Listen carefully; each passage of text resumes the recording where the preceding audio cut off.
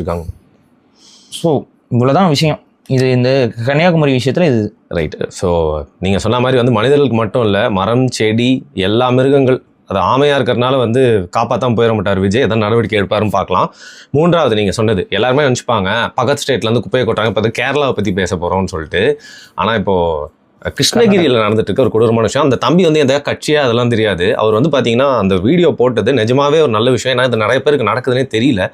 ஏன்னாங்க ஒரு சின்ன ஆற்றுல வந்து வீட்டில் வாஷிங் மிஷின்லேருந்து ஒரு மாதிரி வருது, நொறையா வந்து அந்த தம்பி என்ன சொல்கிறாரு, விஜய்யா எங்கள் ஊரை காப்பாற்றுங்க அப்படி அழிஞ்சிட்டு திருப்பி காட்டினா ஃபுல்லாக நுரை, அந்த டேம் மாதிரி ஒரு இடத்துல வந்து ஃபுல்லாக நுறையாவே பொங்கி அங்கேருந்து வருது.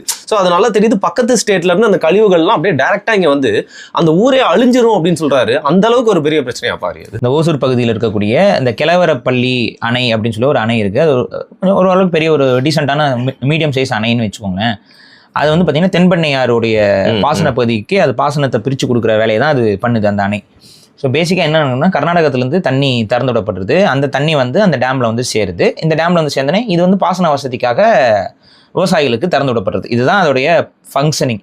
இப்போ என்ன நடக்குதுன்னு பார்த்தீங்கன்னா கர்நாடகத்துலேருந்து வரக்கூடிய தண்ணி, இந்த டேம்லேருந்து வெளியில் ஏறுற தண்ணி, இது எல்லாமே முழுக்க வந்துட்டு நுரை தள்ளி போய்கிட்டு இருக்கு. இந்த சர்ஃபெக்சல் விளம்பரத்துக்கு வரும் பார்த்தீங்கன்னா நுரை ஃபூன் விளையாடுவாங்கல்ல, அந்த மாதிரி நுரை. அது மாதிரி நுரை மட்டும் கிடையாது, அதில் இன்னும் கொஞ்சம் பிரச்சனையும் இருக்குது. அது என்னன்னா இந்த நுரை வந்து தள்ளிக்கிட்டு அப்படியே போகுது ஃபுல்லாக. இது கூட வந்து மனிதர்களால் நிற்க முடியாத அளவுக்கு துர்நாற்றம், ஒமட்டிக்கிட்டு வர மாதிரியான துர்நாற்றம் வந்து அதிகமாக இருக்குது. அவங்க என்ன சொல்கிறாங்கன்னா ஃபாஸ்பரஸு சல்ஃபேட்டு இதெல்லாம் வந்து அந்த தண்ணியில் வந்து அதிகமாக இருக்குதுன்னு சொல்கிறாங்க. அதுக்கப்புறம் அந்த தண்ணியை டெஸ்ட் பண்ணதில் அந்த தண்ணியில் வந்து பார்த்திங்கன்னா இருக்க வேண்டிய அளவு ஆக்சிஜனை விட ரொம்ப ரொம்ப ரொம்ப ரொம்ப கம்மியான அளவு ஆக்சிஜன். எந்த அளவுக்குன்னா அந்த தண்ணியில் ஒரு மீனை போட்டிங்கன்னா அந்த ஆக்சிஜனுக்கு அது இறந்துடும். உடனே இல்லை, அதான் உள்ளே போட்ட உடனே அந்த ஆக்சிஜன் லெவலில் ஒரு தண்ணி இருந்துச்சுன்னா மீன்களால் உயிர் வாழ முடியாது, இறந்துடும். ஸோ அந்த அளவுக்கு ஆக்சிஜன் லெவல் ரொம்ப கம்மியாயிடுச்சு. ஸோ தட் மீன்ஸ் அந்த நதி வந்து செத்துருச்சுன்னு அர்த்தம். அந்த நதியில் எந்த உயிரினமும் இல்லைன்னு அர்த்தம். எந்த உயிரினத்தினாலையும் அதில் அந்த இடத்துல வாழ முடியாது. ஆக்சிஜனே இல்லை அந்த தண்ணியில். ஆக்சிஜனே இல்லாத தண்ணி தான் விவசாயத்துக்கு பாசனத்துக்கு வருது. அது கூட என்ன கெமிக்கல்ஸ் இருக்குன்னே தெரியாத அளவுக்கு பாஸ்பேட் கண்டென்ட்லாம் அதிகமாக இருக்கக்கூடிய கெமிக்கல்ஸ் வருது. இது எந்த அளவுக்கு இரிட்டேட் ஆகுதுன்னா அந்த நுரை இருக்குல்ல, அந்த நுரை வந்து காற்றுக்கு அடித்து பறக்குதுங்க. அப்போ அந்த பக்கத்தில் ரோடெல்லாம் இருக்கும்ல, அந்த டேமுக்கு பக்கத்தில் போகிற மாதிரி ரோட்ஸு, அந்த ரோட்ஸில் வந்து நம்ம பைக்லாம் போகிறாங்கல்ல, அவங்க மேலாம் அந்த நுரை வந்து படுதான். எவ்வளோ இருக்கும். அந்த நுரை பட்ட உடனே நமக்கு எரிதான், ஸ்கின் பேர்ன் ஆகுதான். இப்போ உயிரினத்தெல்லாம் கேட்கவே தேவையில்ல. நம்ம அந்த நுரை நம்ம முகத்தில் பட்டவுடனே ஸ்கின்னு பேர்ன் ஆகுதுன்னா அந்த மீன்களும் அங்கே இருக்கக்கூடிய தவளைகளும் அந்த நீர் சார்ந்து இருக்கக்கூடிய உயிரினங்களோ ஒரு முதலையோ இதோ துடிச்சுடிச்சு செத்துருக்காது. இதெல்லாம் எப்போயோ செத்துருச்சு எல்லாம் எப்போவோ. இது ரொம்ப நாளாக நடக்குது. கடந்த ஒரு சில அநேகமாக வந்து அவங்க என்ன சொல்கிறாங்கன்னா 1.5 ஆண்டுகளுக்கு மேலாக இந்த நுரை பிரச்சனை இருக்குது அந்த பகுதியில். முன்னாடியே நிறையா வைரல் ஆகிட்டு இப்போ வந்து ஒரு பையன் வந்து அதை இன்ஸ்டாவில் வந்து எடுத்து போட்டனால அது இன்ஸ்டாவில் இன்னும் கொஞ்சம் வைரல் ஆகி கொஞ்சம் பார்வைக்கு மக்களோட பார்வைக்கு அது அதிகமாக வந்து சேர்ந்துருக்கு. ஸோ இப்போ இது எங்கேருந்து இந்த கழிவுகள் வருதுன்னு பார்த்தீங்கன்னா கர்நாடகத்தில் நிறைய கழிவுகளை வந்து இந்த ஆற்றுல வந்து கலந்து விட்டுட்டு அந்த ஆறு வந்து அந்த நதி நீர் வந்து தமிழ்நாட்டுக்கு தான் போகுது. அப்போ அவங்க அந்த இடத்துல கலக்கக்கூடாது. வேஸ்ட் மேனேஜ்மெண்ட் இல்லாமல் பல ஹார்ம்ஃபுல்லான கெமிக்கல்ஸு இந்த மாதிரி தண்ணியில் கலக்கக்கூடாத கெமிக்கல்ஸும் கூட அவங்க வேஸ்டேஜாக கலந்து அனுப்பிட்டு இருக்காங்க. இதுதான் வந்து இப்போ இருக்க ரிப்போர்ட்.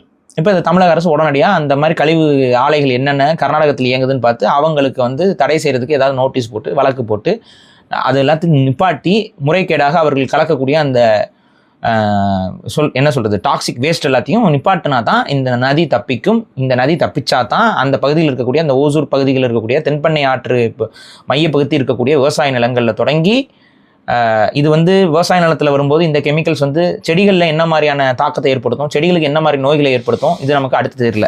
அது இனிமேல் ஃபியூச்சரில் வரும். இந்த தண்ணியை வந்து குடிக்கிறதுனால நமக்கு ஏற்படக்கூடிய பிரச்சனைகள் என்ன, இது மாதிரி பல பிரச்சனைகள் இருக்குது. இதே போல் பல ஊர்களில் வந்து ஃப்ளோரைட் கண்டென்ட் அதிகமாக இருக்குது தண்ணியில், குடிக்கிற தண்ணியில், திருப்பூர்லாம் ரொம்ப மோசம். இதெல்லாம் வந்துட்டு அந்த கோயம்புத்தூர் சைடு திருப்பூர் சைடு எல்லாமே வந்து பார்த்திங்கன்னா பலருக்கும் பல்லு வந்து அரிப்பு ஏற்படுற அளவுக்கு தண்ணியோட தரம் வந்து ரொம்ப தரங்கட்டத்தரமாக இருக்குது. எல்லாராலையும் கேன் வாட்ரு, எல்லாராலையும் வந்து பிஸ்லரி இதெல்லாம் எடுத்து குடிச்சிக்கிட்டே வாழ்ந்துட முடியாது. அதையும் அப்படியுமே வாழவே முடியாது.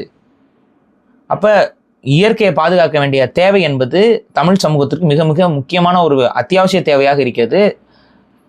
டிவிகே அரசாங்கம் வந்து அதெல்லாம் நாங்கள் செய்வோம், அதெல்லாம் முறைப்படுத்துவோம்னு சொல்கிறீங்க, அப்படியே பார்க்குறீங்க, அதெல்லாம் அடுத்தவங்க சொல்லும்போது அப்படியே கேட்குறீங்க.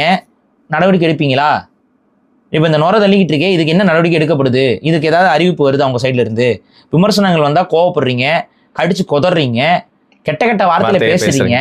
திமுகவே மிஞ்சிட்டாங்க. வந்து எவனை பார்த்தா அந்த பையில இந்த பையில இப்படிதான் பேசுறது. திரும்ப நாங்க பேசினா என்னடா ஆகும் உங்களுக்கு? ஒருத்தன் பேசினா கேஸ் போட்டு உள்ள தள்ளுவீங்க. எல்லாரும் பேச ஆரம்பிச்சு என்னடா பண்ணுவீங்க? ஜெயில் தாங்க மாட்டா உங்களுக்கு? இந்த கேள்வி இருக்குல்ல. கெட்ட வார்த்தையை போட்டுக்கிட்டு தான் விமர்சனங்கள். ரவுடி பையெல்லாம் நினைச்சுக்கிட்டு நீ பாரு இப்படி ஆடு. நான் என்ன சொல்றேன், இப்படி ஆடு, நீ ஆடு. எவ்வளவு நாளைக்கு ஆடுறேன்னு பார்ப்போம். பாரு, எனக்கு திமுகங்கிற ஒரு பெரிய சாம்பிராஜ்யத்தை அப்படி நசுக்கி உட்கார வச்சுட்டு ஒரு சக்தி வந்துச்சுல்ல.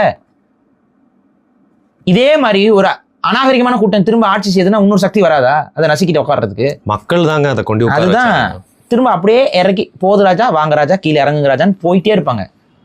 ஒரு விமர்சனம் எதற்காக வைக்கப்படுதுன்னு, உன் வீட்டில் இந்த மாதிரி நுரதல்ல தண்ணியை வந்து கொடுத்தா குடிப்பியா? விஜய் சொல்றாரு குடுறானா குடிச்சிருவே நீ.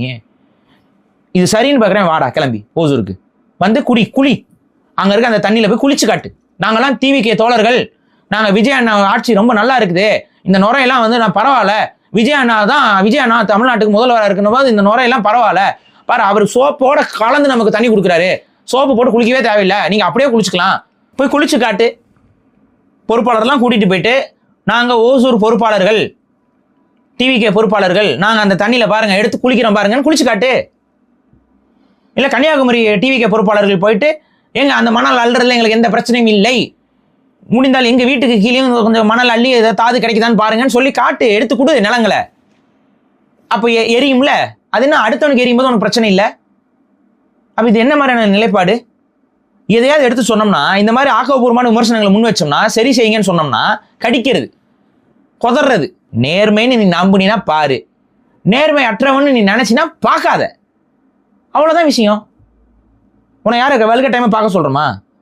இதுல சொல்றது உண்மைனா நீ கடத்து, அக்கம் பக்கத்துல பேசு, நீ வாட்டு பார்த்துட்டு தூங்கிடாத.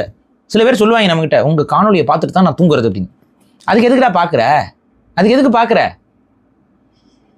பார்த்தீங்கன்னா 4 பேருக்கு பேசு, உங்க கூட ஆஃபீஸில் வேலை செய்கிறவங்க கிட்ட சொல்லு, அவங்க யாருங்க பேசியிருக்காங்க இதை எடுத்து காட்டு. இல்லைன்னா உனக்கு யார் பிடிக்குதோ அதை பற்றி பேசுகிறாங்களோ அவங்கள எடுத்து காட்டு. இஷ்யூ ஸ்ப்ரெட் பண்ணுங்க. பல பேருக்கு இது விஷயம் தெரிஞ்சாதான் மக்கள் சக்தியாக நின்று இது பற்றின புரிதல் ஏற்பட்டு அவங்க வந்து நின்று ஒன்றா நின்று நம்ம ஏதாவது ஒன்று பண்ண முடியும். இல்லை டிவிகே தோழர்களே இப்போ என்ன பண்ணலாம்னா, அவங்க வந்து விஜய் அவர்களை டேக் பண்ணி இதை வந்து இதை பண்ணுங்கன்னு சொன்னால் அவர் பண்ணாருன்னா பிரச்சனை இல்லை. இல்லை அவருக்கு இது தெரியாமல் நடக்குதுன்னா யார் மேலே பழைய தூக்கி போடுறது? இல்லை அவர் சரி செஞ்சிருவாரு, இவ்வளோ பேர் ஆபத்து இருக்குது, எதுக்கு எக்ஸ்டெண்ட் பண்ணணும்? இப்போ எக்ஸ்டெண்ட் பண்ண வேண்டிய அவசியம் என்ன? இதுக்கு மட்டும் பதில் சொல்லுங்கள். கன்னியாகுமரியில் நடக்கக்கூடிய இந்த ஆபத்தை இதுக்கான நாளை வந்து கொஞ்சம் அதிகரித்து கொடுக்கறது வேண்டிய அவசியம் என்ன? இல்லை யாரும் பேச மாட்டாங்க, கண்டுக்க மாட்டாங்கன்னு நினச்சிட்டாங்க. அப்புறம் என்ன பேச்சு இது? கண்டுக்காமல் அப்படியே போயிடுவாங்களா எல்லாரும்? எதிர்கட்சிகள் கண்டுக்காது. திமுகவுக்கு பேசுகிற அருகதை கிடையாது, ஆனால் மற்ற கட்சிகளுக்கு இருக்குல்ல, மற்ற கட்சி பேசும்.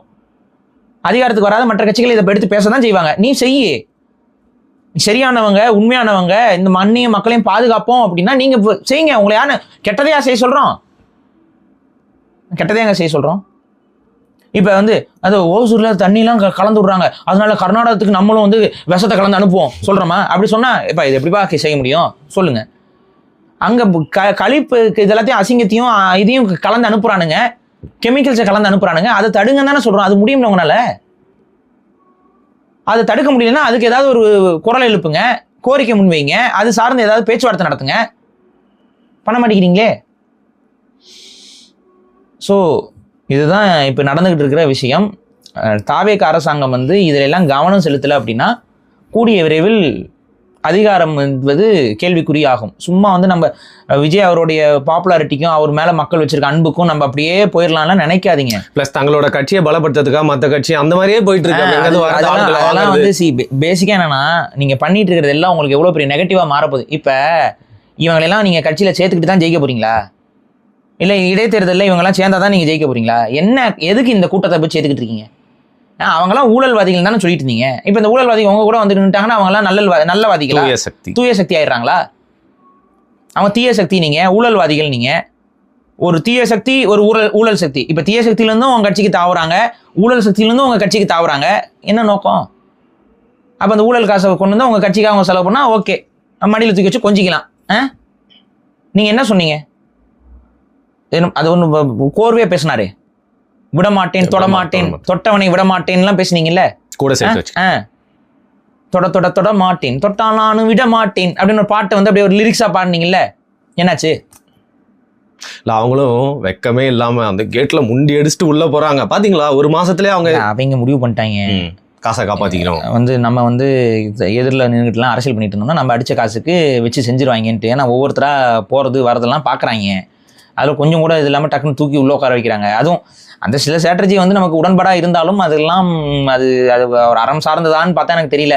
கரெக்டாக வெள்ளிக்கிழமை கைது பண்ணுறது, ஏன்னா இதெல்லாம் டிஎம்கே ஸ்ட்ராட்டஜிஸ், இதெல்லாம் டிஎம்கே பண்ணுற வேலை தான். இப்போ டிஎம்கே அதே தான் பண்ணுவாங்க. யாராவது ஒரு வழக்கு பதிவு பண்ணால் வெள்ளிக்கிழமை தான் பண்ணோம், வெள்ளிக்கிழமை பதிவு பண்ணி வெள்ளிக்கிழமை ரிமாண்ட் எடுப்பாங்க. அப்போ என்ன சனி ஞாயிறுனாச்சும் உள்ள உட்காந்துலாம்ல. அப்போ திங்கக்கிழமை தான் கோர்ட் வரும். அப்போ பெயில் பெட்டிஷன் திங்கக்கிழமை தான் விசாரிக்குவா. 2 நாள் ஜெயிலில் உட்கார வச்சாச்சுல, அவமானப்படுத்தியாச்சு. இது இந்த மாதிரி பழி வாங்குற விஷயங்கள்லாம் வந்து எந்த அளவுக்கு அது சரியான ஒரு அரசியல்னு எனக்கு படல. அதெல்லாம் பண்ணக்கூடாது. ஒரு நல்ல அரசியல் தலைவர்கள் அதெல்லாம் செய்ய மாட்டாங்க. பகை இருக்குது இல்லைன்னு நம்ம சொல்லலை, ஆனால் தவறுகள் இருக்க இடத்துல அவங்கள கண்டிங்க, இது பண்ணுங்க. அதே சமயத்தில் வந்து இந்த எதிர்கட்சியும் வாய்க்கு வந்ததை பேசுறது. சிலர் நம்ம நாகரிகமாக பேசுறதே நம்ம சோப்பு போடுறதுன்னு நினச்சிக்கிறது. அதுக்கு தகுந்த மாதிரி ஒரு குரூப் வந்து வெட்டி பரப்புறது வேற. நம்ம நாகரிகமாக விமர்சனங்கள் இடத்த மட்டும், அதுக்கப்புறம் நம்ம திட்டுறதெல்லாம் எடுத்து கட் பண்ணிடுறது. இதை மட்டுமே பார்க்குறாங்க ஒரு குரூப். இதை மட்டுமே பார்த்துக்கிட்டு அவங்க ஒரு கற்பனையில் வாழ்றாங்க. இன்னும் அது பாரு எதிர்க்கிறதே இல்லை. அப்புறம் வீடியோ வந்து ஒரு நிமிஷம் தான் ஆகும், ஆனா அதுக்குள்ள 50 கமெண்ட். இந்த காணொலிகள் அது எந்த மாஃபியா? அப்புறம் நீ எவ்வளவு ஸ்பீட்ல வச்சு ஒரு ரூட் மாஃபியா, இது என்ன மாஃபியா? இது ஒரு மாஃபியா. இது என்ன மாதிரியான விஷயங்கள்? நான் ஒன்று மட்டுங்க தெளிவங்க, நான் உள்ள தூய்மையோட உண்மையா இருக்கனா இல்லையாங்கிறத முருகன்ட்ட வச்சுட்டேன். நம்ம சரியில்லைன்னா அந்த முருகனே நம்மளை வீழ்த்திடுவார். இவ்வளவுதான் விஷயம்.